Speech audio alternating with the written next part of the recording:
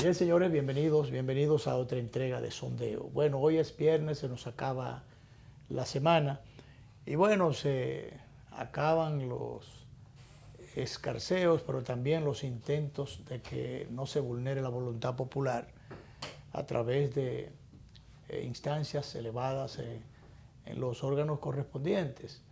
Lo más nuevo que tenemos es que el fallo del Tribunal Superior Electoral, pasada las 4:30 de la mañana, casi a las 5 de la mañana.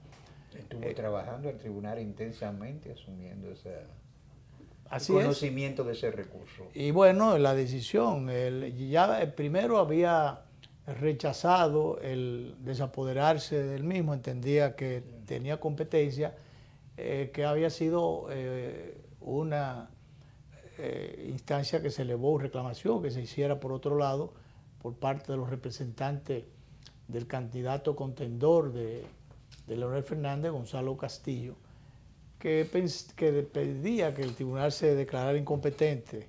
El tribunal determinó que era competente y que podía asumir el conocimiento de la pieza puesta en sus manos. Pero entonces, en cuanto a la instancia de urgencia elevada por el sector del expresidente Leonel Fernández, en el sentido de que la Junta Central Electoral se abstuviera de proclamar. Primero, determinar, de seguir contando los votos físicos como estaba haciendo, que había dicho inicialmente que eso era imposible, que eso tardaría más de 2 meses, y sin embargo ahora lo hicieron en 2 días. Rápidamente. Lo hicieron rápidamente, lo que indica que era posible, que se podía, y que el país, si se hubiese acogido esa solicitud preventiva que quiso hacer el doctor Fernández, o que hiciera en algún momento, se hubiese evitado el país de muchos traumas y de disgustos y de muchas situaciones ahora borrascosas, que en definitiva siempre va a quedar, cual sea finalmente el resultado que ya se está sospechando en función del rechazo de distintos recursos. Ya se sabe por dónde es que anda la cosa y por dónde va a soplar la brisa, porque aquí se acostumbra. Bueno, lo que quería decir es que si se hubiese acogido eso de manera preventiva, si hubiesen evitado todos esos ruidos, todas esas cosas, y por supuesto que entonces cualquiera que fuera el resultado había que acogerlo.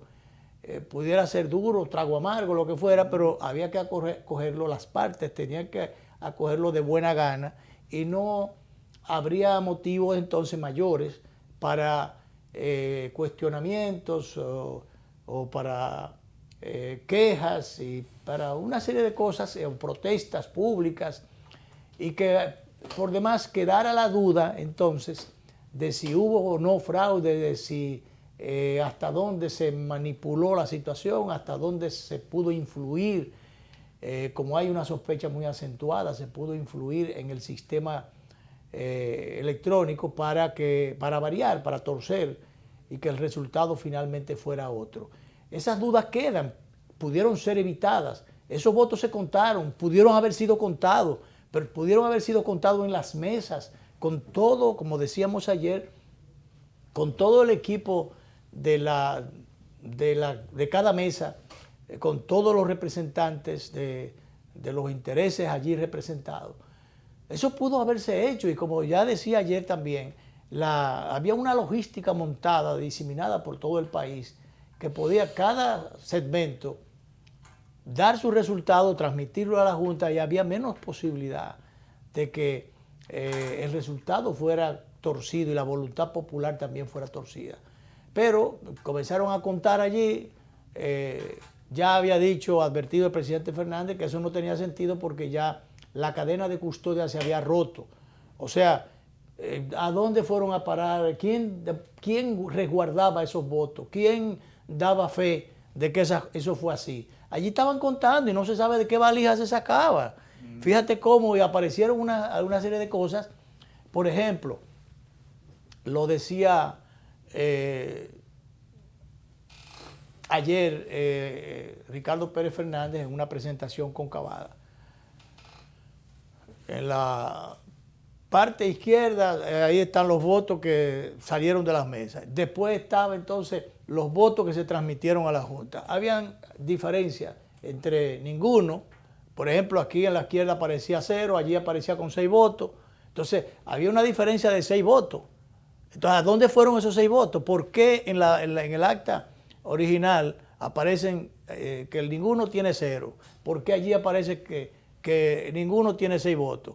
Y así, varios ejemplos que se pusieron. Entonces, todas esas cosas se hubieran evitado porque se hubiesen podido reclamar en las mesas y entre todo el personal que está allí, ponerse de acuerdo y finalmente emitir un resultado. Pero ahora, gente contando, que tú no sabes de dónde están sacando esos votos, y entonces es realmente que se hiciera una auditoría. La auditoría nunca se hizo. O sea, yo lo que no entiendo es cómo una parte de los partidos admitieron una serie de cosas, aceptaron una serie de cosas que entonces obligaron, pusieron, si se quiere, en desventaja a la otra parte que hacía los reclamos a tiempo, las advertencias a tiempo. Y entonces, bueno, así se quedaron. Después la excusa fue, no, eso fue aprobado por los partidos. Sí, sí. Y Los partidos nuestros tienen el mal hábito de ser inmediatistas y aprueban cosas, fíjate, claro, la ley de partidos con los errores que... así la aprobaron. Sí. Después tuvo que estar el Tribunal Constitucional enmendando una serie de cosas. Y ahora todo el mundo le ve falla a una cosa que muy poco destacamos. Que la Junta sea la que financie los procesos internos es costosísimo. Una aberración, eso es una barbaridad, costosísimo, y entonces un asunto que deberían administrarlo, resolverlo los partidos, y que hubiese, como era la función de la Junta, una representación, una supervisión de la Junta, para que entonces dijera si las cosas están bien o están malas. Pero ahora, Danilo, cuando la Junta se involucra en la organización de las convenciones internas o de las primarias internas de los partidos, es la Junta la que puede salir mal parada, la que sale como ha salido, muchas veces sin tener culpa, sí, porque hay cosas de las que no tiene culpa. Por ejemplo, yo soy de los que entiendo que eso fue un proceso totalmente viciado. No es verdad que fuera ejemplar, como dicen, de manera irresponsable los empresarios de Santiago, que dijeron que era ejemplar. Y ayer inclusive veo ahora, y van a venir otros pronunciamientos, porque lo que pasa es que cuando hay estas perturbaciones así, los sectores económicos... Empezando a producirse preocupación y a decir que esto está alterando la economía. Exacto, entonces con la gente, creando tensiones. Los intereses comienzan a desesperarse por las tensiones y todas esas cosas, y se pronuncian, y lo que quieren es que se resuelvan las cosas, como sea, y no importa quién perdió. Y entonces, en ese quién perdió, bueno, tú puedes negarle los derechos a quien tuviera la razón a quien la tuviera, por una precipitación, porque bueno, tenemos que salir del tranque. Y así es como los empresarios han visto las cosas, los de Santiago y otros que están por ahí redactando documentos para pronunciarse. Pero también entiendo yo muy en lo personal que el episcopado también se ha precipitado cuando ha estado agradeciendo el civismo, y como el pueblo siempre participa bien. Siempre. Son los intereses los que después enturbian las cosas, meten una mano larga y dañan las cosas y vulneran la voluntad popular y afectan todo. Pero yo pienso que es precipitado. Yo creo que lo que debió pedir el episcopado era pedir tranquilidad, reflexión, y que entonces se contaran debidamente, se chequearan a ver a dónde podían haber situaciones irregulares para que injustamente un determinado sector no resultara perjudicado. Pero mira, ya hay gente que está descalificando la Junta. Esta mañana se produjo una presencia de grupos que se autodefinen como representantes de Marcha Verde, que dicen que además de costoso, dispendioso el proceso, la Junta se mostró incapaz de ser ecuánime y descalificando a la Junta. En estos procesos no solamente hemos gastado un dinero, sino que hemos puesto en cuestionamiento al árbitro fundamental. Porque lo involucramos en un asunto que era propio del tigueraje de los partidos. la autoridad electoral debió preservarse o debimos preservarla, pero se le metió en las patas de los caballos, se la enredó allí. Entonces, la única que podía salir o bien parada o muy mal parada en este caso era la Junta, y así ha estado haciendo porque las cosas no se manejaron como debieron ser. La modificación que se hizo de la ley electoral y la de ley de partido, que fue una chapucería que se hizo, y parece que eso se hizo, sin el parece, eso se hizo desde allá hasta acá, una programación, eso fue parte de una estrategia muy general que comenzaba como es natural por el principio, no terminaba al revés, sino que comenzó por el principio hasta terminar por allá con el proceso actual, amarrándole las manos a la democracia, amarrándole las manos a los partidos, a la amplia base de los partidos, para que las cúpulas tomaran las decisiones en perjuicio de la democracia interna. Y entonces se involucró a la Junta. Al involucrar a la Junta, como tenía ya un traje a la medida hecho ahí, que no podía manejar cosas porque ya su mandato era cumplir con la ley, pues la Junta se involucró, se embrujó con ese tema y lo que ha hecho es salir salpicada. Penosamente, no es culpable la Junta necesariamente, puede ser responsable de no haber tomado una serie de previsiones, haber manejado las cosas de la manera preventiva. Quizás se confió demasiado en lo que manejaron los técnicos, en el sistema que le ofrecieron. Y yo soy de los que pienso que ahí en el pleno del órgano electoral hay mucha gente, como es el caso del doctor Saladín, del mismo presidente del tribunal, y otras figuras también que componen el pleno. Gente de mucha integridad, de mucha responsabilidad. Pero el asunto está en que si ahí hay vicios de origen, de aspecto técnico y muy sofisticado, esas cosas no lo manejan los miembros del Tribunal Electoral, de la Junta Central Electoral. Entonces, yo le digo, como en algún momento yo tuve la oportunidad de participar en un organismo colegiado, y bueno, se presentaban los expedientes, había un presentador de esos expedientes, que es el jefe del día a día del órgano, y bueno, y tú como miembro del consejo de directores, tú o crees o no crees en el que lleva la administración o lleva el día a día de la institución, o crees o no crees, o te echa un problema de inhabitabilidad desde el primer día y te tienes que ir. Sí, problema de cohabitación. De cohabitación, y te tienes que ir. Entonces, bueno, se busca la forma de cómo convivir y trata de estar, si tú eres responsable y no vas allí solamente a levantar la mano, trata de estar como la guinea, con un ojo avisor, un ojo abierto y el otro cerrado, y para que no te pasen. Pero aún así, hay cosas que tú no las manejas, que la manejan los técnicos o que la manejan otras instancias, son muy técnicas las cosas, determinadas cosas. Tú puedes utilizar el sentido común, pero hay cosas que son muy técnicas, que soy de los que piensa que te pasan como una comida muy olorosa, te la pasan por las narices, por el frente, nada más te dejan el olor. Entonces es muy difícil, te la pasan por las narices, te dejan el olor o el humito, pero no te dejan claro. Y no permite que tú no saborees los asuntos. Exacto. Entonces, o que te adentre en los condimentos, en el conocimiento de los condimentos con que se preparó ese plato. Sí. Entonces, eso pasa con los miembros de la Junta Central Electoral. Yo no sé por qué algunos de ellos, como el caso del doctor Saladín, se pusieron guapitos porque le están reclamando cosas y se le esté requiriendo cosas y se le esté haciendo críticas. Entonces, una sociedad abierta al cuestionamiento normal. Pero eso es un derecho democrático, producto de la democracia. No está en una dictadura, y no cállese. Y cuando cállese de mala manera que se lo dicen. Sí. En una dictadura, pero no, en un sistema democrático no es así. Entonces, soy de los que creo que los miembros de la Junta, algunos miembros en algún momento se tomaron las cosas como muy personal, como que era cosa personal, y se pusieron guapitos, y no era así, era reclamando cosas para que justamente el proceso tuviera mejores frutos y no hubiese ningún tipo de cuestionamiento.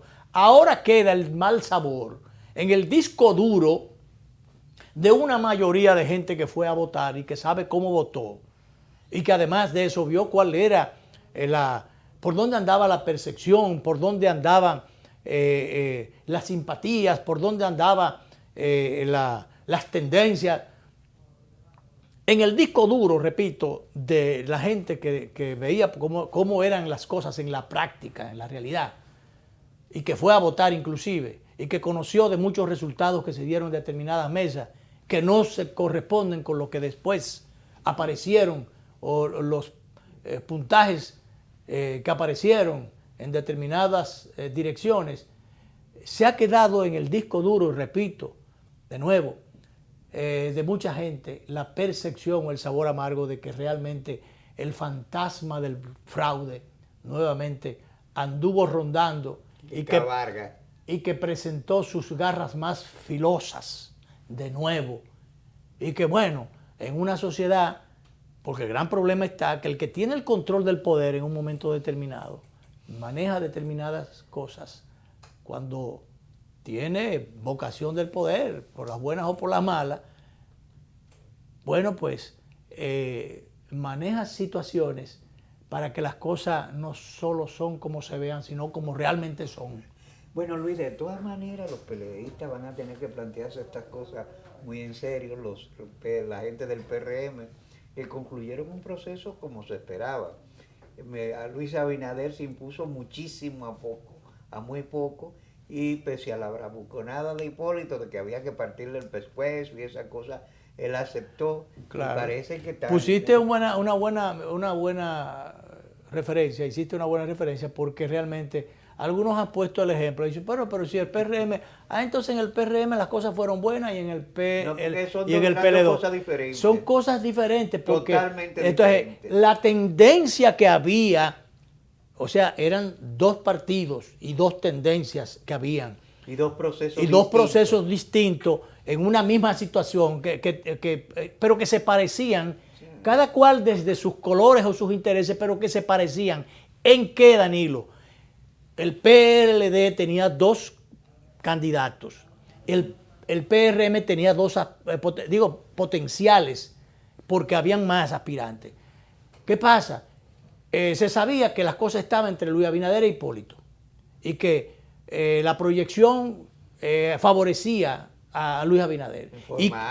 En forma amplia, mucho a poco, y así fue. Sí. Entonces, en el PLD era lo mismo, pero al revés.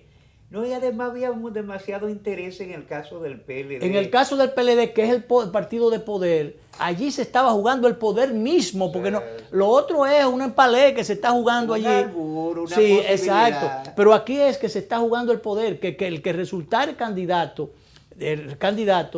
si era realmente el ente unificador, desde mi punto de vista muy personal, el doctor Fernández unificaba el partido. Pudieran quedarse algunos tragando, rumiando frustraciones, pero era quien unificaba. De ganar Gonzalo era el factor de división porque, unía a los PLDistas de danilistas, sí, pero no unía al partido como tal. Mira, hasta ahora ha desunido un poco a los propios danilistas, porque en Santo Domingo claro. Oeste, creo, eran 3 danilistas en competencia, y perdió uno que dice pero no hay que irse más lejos. Lo que hay que irse es a Amarante Baré y al mismo Reinaldo Pared, que renunciaron porque no quisieron acogerse. O sea, había una división plantada. Claro. Y mucha gente que entiende que el Delfín pudo haber sido él, no uno de ellos, no a quien se escogió. Entonces, por ejemplo, Amarante Baré y Reinaldo tenían méritos sobrados. Entonces, bueno, y finalmente, el asunto está en que en el caso de Luis Abinader, los pronósticos se dieron. Claro. Como estaban proyectados, como decían las encuestas. En el caso de Leonel, porque hubo manipulación o vicio de origen, entonces las cosas no se dieron así. ¿Por qué aquí salieron así y aquí no se dieron? Entonces, Eso tiene una explicación, que algunos, Sí, para descalificar los reclamos que ha estado haciendo el doctor Fernández. Otras situaciones totalmente distintas, no comparables. Sí, Danilo, pero el caso es que si el sistema fue montado y fue penetrado, fue montado para perjudicar a alguien que se entendía era un factor de poder con mucho más elementos de juicio que la otra parte, que es una aspiración, era una aspiración. Entonces, si el sistema fue para perjudicar, en el caso del PLD, y las cosas dirigidas, si fueron dirigidas desde ese litoral y desde el poder, bueno, fue para, estamos hablando de cosas mayores. Entonces, fue para variar las cosas en ese renglón solamente. Sí. Que si se eligió a Félix Bautista, senador, candidato a senador, y perdió la hermana del presidente en San Juan, ¿por qué entonces aquí fue malo y allá fue bueno? Porque realmente, y hasta prueba en contrario, y es la sospecha que tienen los que saben de los asuntos informáticos, se manejaron las cosas en dirección o focalizadas la estructura presidencial. Hacia la estructura presidencial. Sí, ahí. Presidencial, pero exclusivamente en lo atinente a los dos candidatos principales de ese partido. No tocaban al PRM. Que a propósito hoy se hace Félix Bautista un llamado importante a la unidad del partido. Eso yo no sé cómo se va a trabajar. Sí, eso, ¿qué unidad?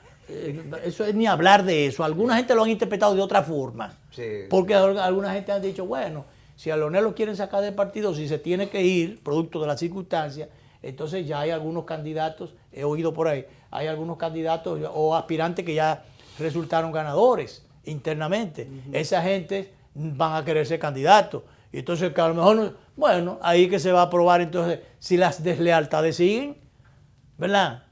Sí. Si se aumentan las deslealtades. Pero bien, vamos y volvemos.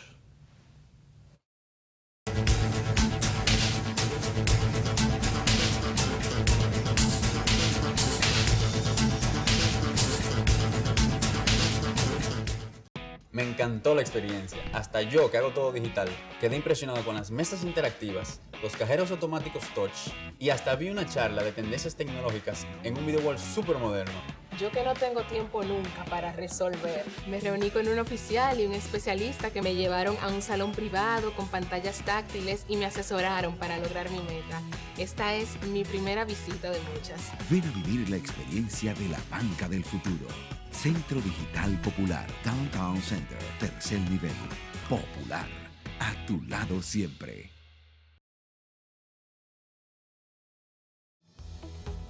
El Banco Central es responsable del buen funcionamiento del sistema de pagos. Vigila a las entidades emisoras de instrumentos de pago para que las personas y empresas puedan realizar sus transacciones con cheques y transferencias de fondos con rapidez y seguridad. Banco Central de la República Dominicana, por la estabilidad y el crecimiento.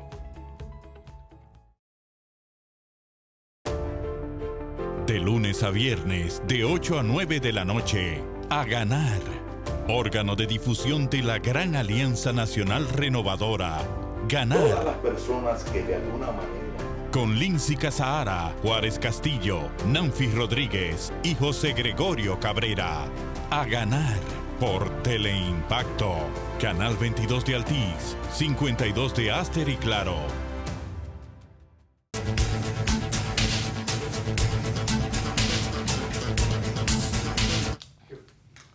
Bueno, de otro lado, Daniel, el Tribunal Superior Electoral falló rechazando los reclamos del sector del presidente Fernández, el recurso que habían elevado de que no se proclamara, que la Junta no diera los resultados. Y que esta tarde van a proclamar un ganador. Y entonces, y que no proclamara el ganador. Pero el Tribunal Superior Electoral alegó que no podía impedirle a la Junta que cumpliera con mandatos de ley, que que todavía, aun cuando hubiese la proclamación, habían otros recursos de ley a los cuales el sector del presidente Fernández podía acudir después de proclamado. Pero ¿qué es después de? Que la Junta tenía que cumplir con un mandato de 5 días que se cumplen hoy y que por tanto, como había recursos a los cuales podía acudir el sector demandante, bueno, pues dejó las cosas en esa dirección. Sabemos en qué país que estamos. Sabemos en qué país que estamos. Es muy popular la expresión aquella que después del palo dado es difícil. Sí, ni Dios lo Sí, quiere. y después que está dado, está dado. Sí. Y entonces, bueno, por las razones que fuera, la forma que fuera, lo que tú quieras, lo viciado o no que pudiera ser, pero el palo está dado. Entonces, Indiscutible. cuando esta gente que picaron adelante, fíjese cómo cuando comienza el conteo, pican adelante con Gonzalo. Eso desde mi punto muy particular. Cada cual puede ver las cosas con el ojo y la vista que quiera. Estuvieron alimentando percepciones erróneas. No, eso fue para darle un palo para anestesiar. ¿Tú no te acuerdas de un proceso una vez cuando el doctor Balaguer, aquella vez que se entendía que, bueno, que el PRD, que yo digo, ¡pam! Creo que fue cuando Jacobo eso fue para anestesiar a la gente. Oye, eso desorienta a la gente. Sí, sí. ¿Tú me entiendes? El palo ahí entre Vivijagua y Boca Chica y La Caleta. Y entonces, a partir de ahí, entonces comienza. Después, bueno, el otro sube, pero después se frisa. Entonces, eso es realmente para crear una situación emocional de sentimiento de derrotismo, derrotista en la parte contraria. Y bueno, entonces, ya eso, ¿tú te crees que después de que un candidato figura en los registros del árbitro que picó adelante, que ya se registró adelante y que ya va a ser proclamado? Entonces, bueno, ahí vendrán entonces las cosas. Los ajetreos, como tú decías ahorita fuera de cámara, yo no sé hasta dónde va a convenir que el sector derrotado, derrotado no en las urnas, sino en el sistema, desde mi punto de vista. Aquella vez tú recuerdas, a Jacobo no lo derrotaron en las urnas. No. A Jacobo no lo derrotaron en las urnas.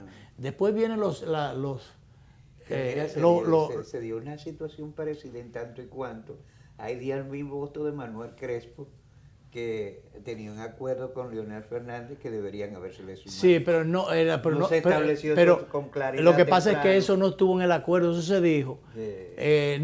Se dijo que él apoyaba, él apoyó públicamente, pero no se firmó nada. Entonces, No hubo un acuerdo que fuera asentado en la Junta Central Electoral. Debió hacerse eso temprano. Ahí Debieron tuvo haberlo hecho temprano. Una falla. Y entonces, bueno, ahí hay un trasiego de votos, porque también en el caso de Melanio y de Miriam Hernández, Marisa Hernández, se plantea que realmente ellos lucen con más votos de los que alguna gente presuponía que iban a sacar, pero que también... A mí me ha parecido impresionante la cantidad de votos, aunque muchos digan que es pequeño, que ha sacado Melanio Paredes. Claro, pero que entonces después, ya en esa presentación... 12.761 votos y Marisa Hernández 11.973. Manuel Crespo tiene 10.335. Si se lo hubiese sumado a Leonel Fernández, pues cambiaría todo el escenario. Claro, pero ellos no quisieron a última hora.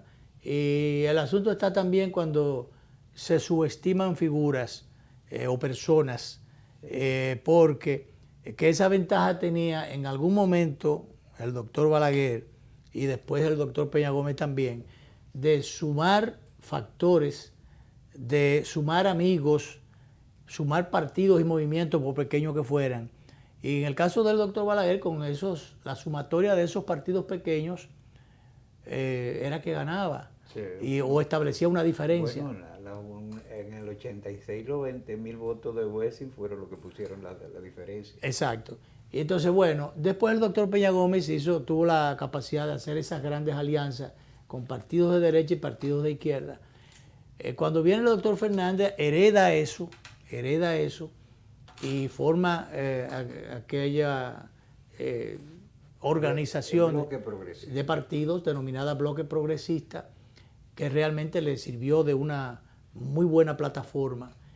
Cuando el doctor Fernández sale del poder, pues le deja eso, tiene incluso que hacer una labor ahí de carpintería muy interesante con el Partido Reformista, sobre todo, que decía que, bueno, que su compromiso era con el doctor Fernández. Pero ya han cambiado. Pero no, ya han cambiado, y cambiaron de chaqueta después. Sí. Y bueno, pero el presidente Medina hasta cierto punto soltó en banda muchos de esos grupos. Y esa integración, esa unidad se dio, se fracturó. Se quedaron algunos que ya en esta recién pasada coyuntura le dieron su respaldo también de una forma u otra. Zorrilla, Alexandre Izquierdo, Modesto Guzmán, Modesto del Partido Reformista, Luis el Gallo. Y bueno, la mayoría de esas figuras que eran elementos que se movían dentro del Partido Reformista le dieron apoyo. Yo no sé si a ellos le vendieron la idea de que el asunto estaba tan bien amarrado que como quiera, el nudo era tan gordo que no se iba a poder soltar. Y entonces, porque el poder puede tanto, como decía, es un problema, pero puede tanto que unas veces ayuda para ganar y otras veces ayuda, pero para evitar el triunfo. Eso lo dijo Adriano Miguel, lo escribió en el día de ayer en el Diario Libre, en su editorial. Y es verdad, el poder que da para todo, para cosas buenas, para cosas malas, el Estado como tal alcanza para todo y desde allí se pueden hacer muchísimas cosas. Pero yo no creo, aún así yo no creo que si se torció el resultado que inicialmente el votante tenía o la voluntad popular mayoritaria tenía, yo no creo que se torció ni por compra de votos, ni por el regalo de cilindros de gas, y estufas, de electrodomésticos, de distintas. Yo no creo que ni siquiera con el hecho de que se volcaran todos esos recursos públicos, algunos sin ningún tipo de viramiento, y de que el ministros y directores generales y el gobierno en pleno se metiera en campaña, se tirara a la calle al medio en campaña. Yo no creo que ni siquiera ahí está la posibilidad de haber sacado la cabeza en estos resultados. Desde por lo menos tengo la sospecha metida hasta el tuétano, a mí hay que demostrarme lo contrario, de que allí no hubo realmente una manipulación del sistema electrónico. Porque es que no hay otra forma. Tú entiendes que fue la manipulado el sistema electrónico. Pero claro que sí, yo estoy convencido de eso. Mira, yo estoy convencido de eso. Yo estoy convencido plenamente de eso. De lo contrario, oye, en las filas que alegremente estaban manipulando, muchas veces ese dinero que se está manipulando es para pagar dietas y cosas. Sí. Pagar pasaje a alguien que una guagua, que qué sé yo. A veces eso. Pero aquí había un trasiego de cédula, que eso se vio. Ahora quieren decir que quedó los dos lados. Yo no sé qué tanto significativo puede hacer para el sector de Fernández de que comprar cédula. Sí. Pero para mí, desde mi óptica muy particular, pues yo no creo... Los de Fernández pues no fueron grabados. Claro, yo no creo que eso fuera significativo, que eso fuera determinante. Danilo, lo determinante es que te metan, que tú pongas un programa y que te vayan sumando, que cada cierto tiempo y punto, lo de aquí te lo tiren para allá, o que un porcentaje te lo tire de un sitio para otro. Eso es lo que es determinante.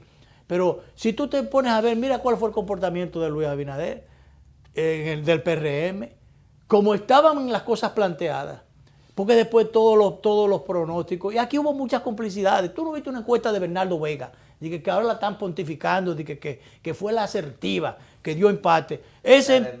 Oye, tú sabes de eso, yo no sé de eso. Yo aprendí un poquito de ti, en el tiempo que tenemos juntos, pero eso de que, mira, aquí hay muchísimas complicidades que se ponen a preparar el terreno, como hay en la comunicación, muchísima gente que se presta, alguna gente que yo le he oído, no, porque ya yo pasé la página. O sea, amigotes del doctor Fernández, los que lo visitan cada vez que cumple años, no, porque ya yo pasé la página, o sea, ya yo para mí ya eso se perdió. Y hay gente que eran amigos de él que Bueno, ya él perdió. Exacto, no, ya, que deje eso, que no se ponga tan embromando la paciencia ahora de que está llevando. Esta mañana hubo un amigo que él se lo visita en pantaloncito de ejercicio, se aparece por donde doña Yolanda, la mamá de la madre del presidente Fernández, y el día del cumpleaños, yo caminaba por aquí, me encontré con, y por sorpresa llegó su hijo. Ah, bueno, pues. Se ponía a acecharlo en la esquina. Exacto, se pone a acecharlo en la esquina y cuando él entró y que ya, y ahí se junta con el hijo. Y qué coincidencia, yo pasaba por aquí que estaba ejercitándome. Pongo ese ejemplo porque esta mañana lo voy a definir como un grupo de fascinerosos. Oye, los que están reclamando.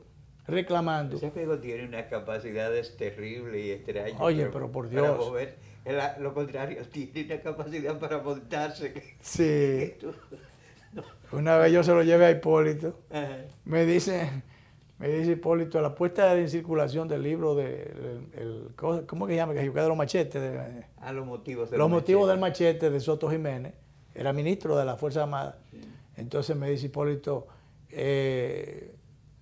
mira, llévame a... entonces digo yo, pero ¿y qué tengo yo? Que llévame a Palacio. Digo, pero el primero que no puede entrar soy yo. Entonces, él puede entrar para que... Oye. Más fácil. Bueno, llévamelo, que yo qué cosa. Y resulta que, bueno, digo, pues dígame con quién coordino, porque el que menos puede entrar soy yo. Y entonces con Díaz Morfa, que era su ayudante militar, y se coordina. Y bueno, pues terminó el amigo que yo llevé designado en creo que en Haití. Ahí está todavía. Ahí está. Designado allá. Y yo designado en Mocó allá. Satanizado. En el campo mío. Sí, satanizado. O yo designado en mi casa. No tuvimos que cerrar el programa de casualidad. Pues. Así fue. Bien, vamos a la pausa, la última.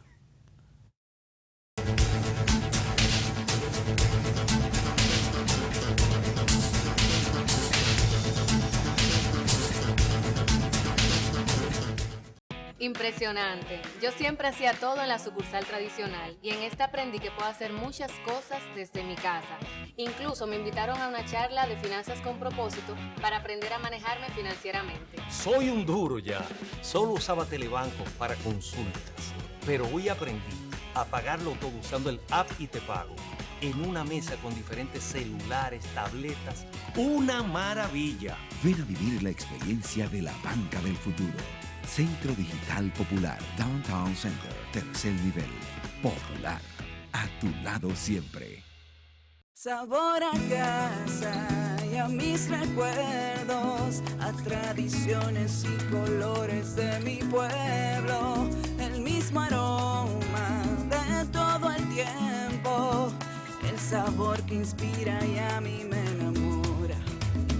El sabor de mi pueblo sé que siempre llevo dentro junto a todos mis recuerdos, porque la buena amistad sabe a café, el aroma que inspira, el sabor de todo un pueblo que despierta con aroma, que inspira y enamora, el sabor de todo un pueblo que despierta con aroma, que inspira y enamora como el mejor café.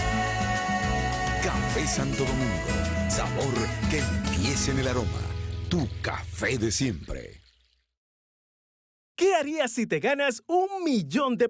$1.000.000. Banreservas premia tus ahorros todas las semanas y te hace millonario. Por cada $500 o su equivalente en dólares que incrementes en el balance promedio de tu cuenta de ahorros Banreservas, generas un boleto electrónico para ganar premios de $100,000 semanales y un premio final de $1.000.000. Banreservas, el banco de los dominicanos.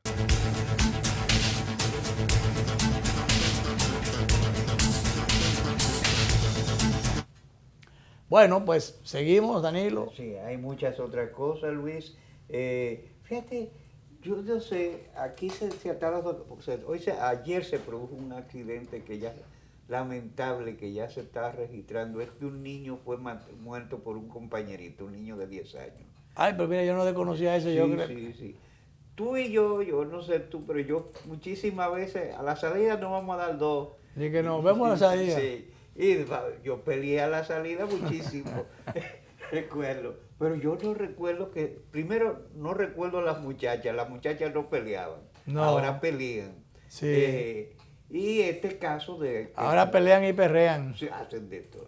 Y este caso de que los muchachos mueran, ese niñito fue muerto por un compañerito que lo tuvo, el niño sufrió un golpe. Un golpe a la caída. Sí, entonces el otro lo agarró y se le montó encima y lo estuvo golpeando despiadadamente hasta que el niño murió.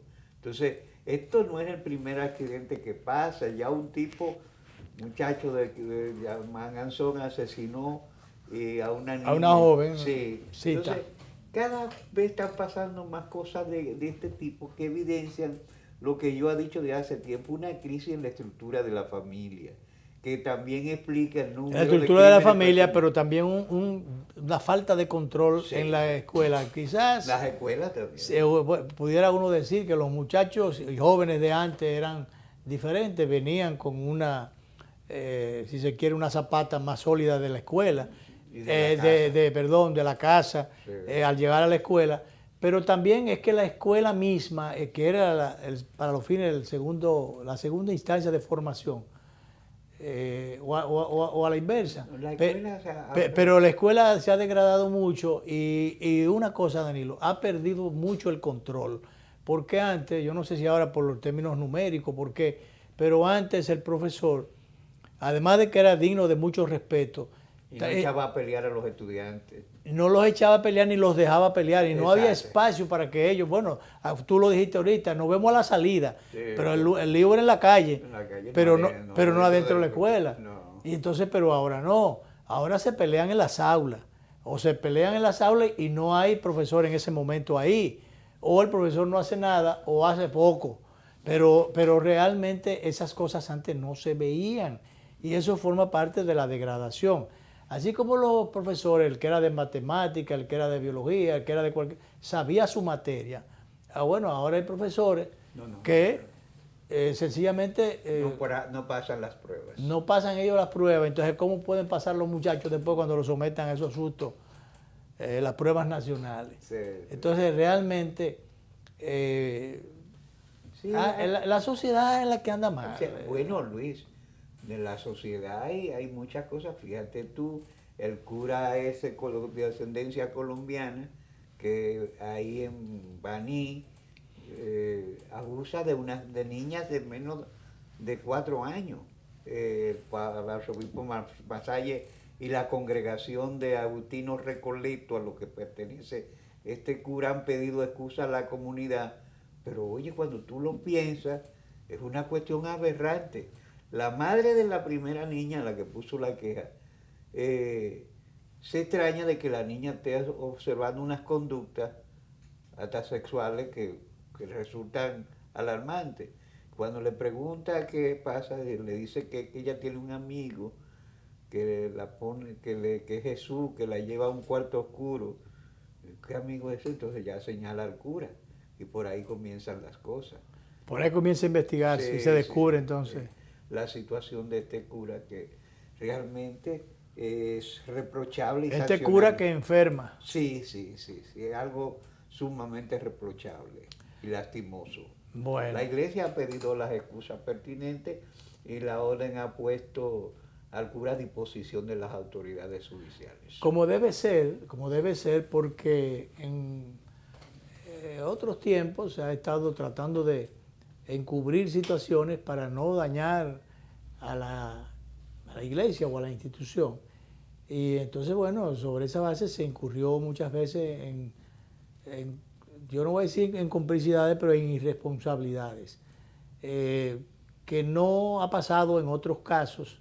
Recordemos aquel caso famoso de el representante del Papa, Loki, que realmente... El embajador de la Santa Sede. El representante de la Santa Sede, Loki. Que realmente fue producto del padre Giren, que ya murió, pero especialmente que se quiso decir que la iglesia tuvo, no guardó ninguna forma.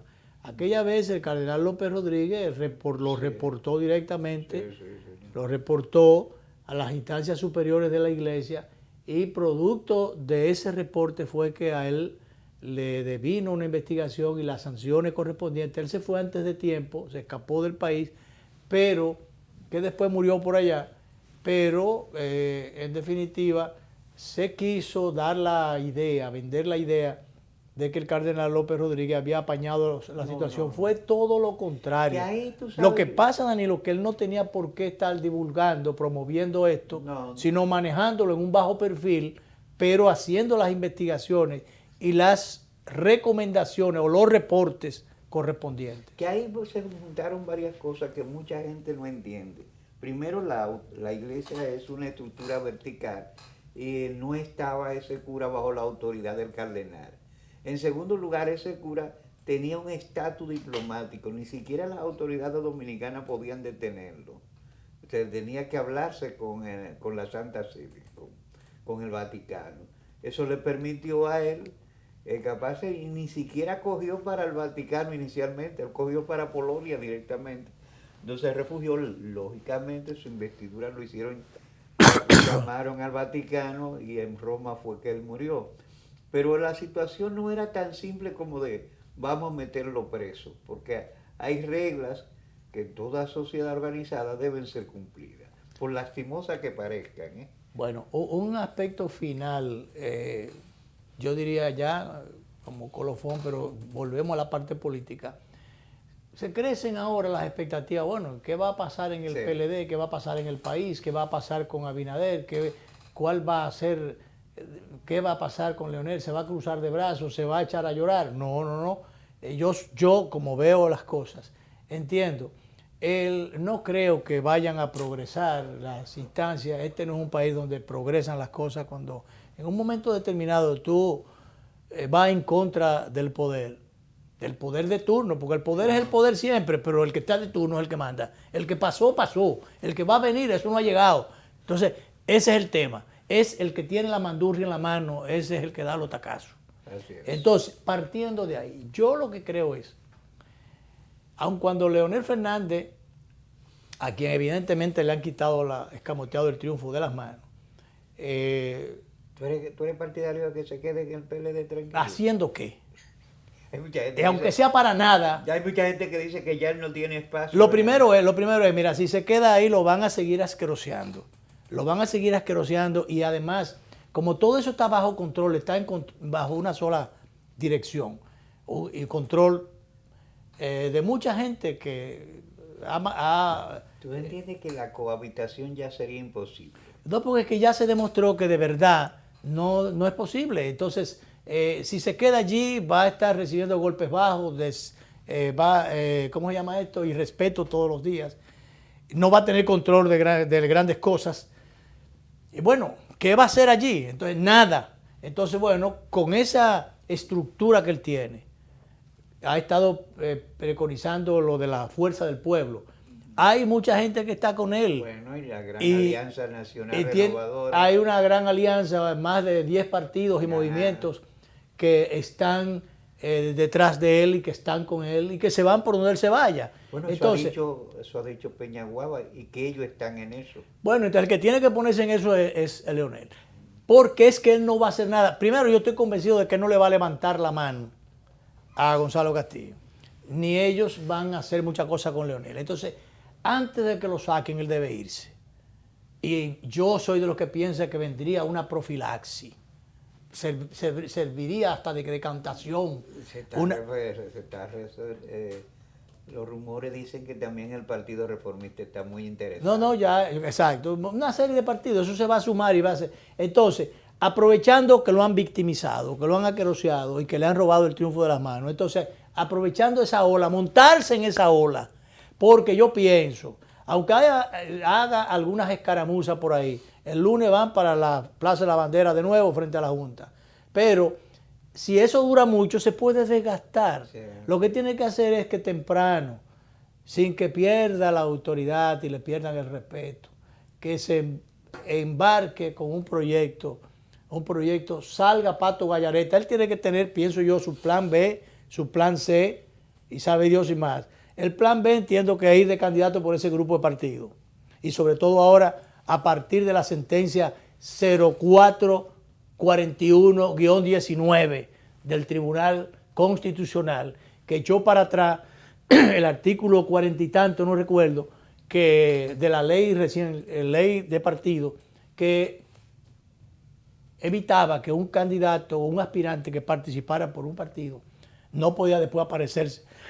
Y entonces puede hacerlo como independiente, saliéndose entonces de donde está. Juan Bosch lo hizo en el 73. Lo hizo en el 73, estando en el PRD, por menos cosas que estas que le han pasado en el PLD. Juan Bosch, el líder histórico, lo hizo. Sí. Entonces, que le costó, la primera vez sacó 18,000 votos y que le costó qué sé yo cuántos años y él no pudo ver el poder. Bueno, pero fue con Leonel después que el PLD fue al poder. Pero el asunto está que Leonel no hace nada allí ya. Entonces, ahora sí, yo no sé si ganará, pero montado en la ola ahora mismo de lo que le han hecho y de esa masa electoral que él presentó, más de la mitad del partido, entonces debe aprovechar esa coyuntura para lo que sea, pero allí él sería el capitán de esa nave, donde está ahora mismo, aunque sea que es presidente de nada, ser presidente de eso y de nada es lo mismo. Tiene la gorra, pero no dirige el barco. De manera que eso es lo que... Entonces, finalmente, yo pienso, el plan B y plan C, creo que el plan C sería llevar a doña Margarita, pero él es el que tiene que embrujarse y comandar su tropa. Eso es lo que yo pienso particularmente. Bueno, ahora nos vamos. Y ya no mañana, sino el lunes nos vemos.